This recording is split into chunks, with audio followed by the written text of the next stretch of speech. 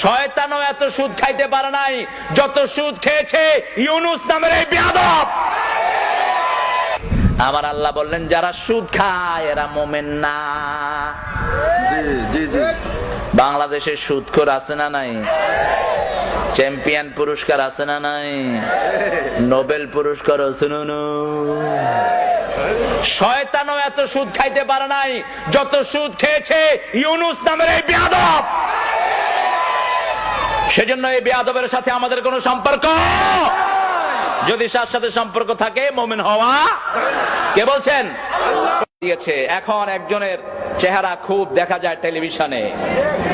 বাংলাদেশের মহিলাদেরকে বিভৎস করার জন্য, গ্রামে গঞ্জে সুদের মতো কবিরা গুনাহকে পৌঁছে দেওয়ার জন্য সবচেয়ে বড় অবদান যিনি রেখেছেন তার নাম হলো ডাক্তার ইউনূস।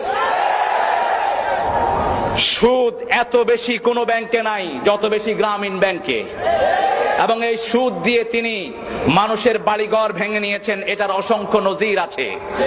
যদি ইসলাম থাকতো হাজার হাজার জিনার দায়ে তাকে শাস্তি দেয়া হতো। আল্লাহ আমাদেরকে সঠিক সমঝ দান করুক, আমরা বলি আমিন। আমার নবী বলেছেন একটা কাজে সুদের খায় 42 বার মায়ের সাথে জিনার গুনাহ তার আমলনামায় ওঠে। এই অপকর্ম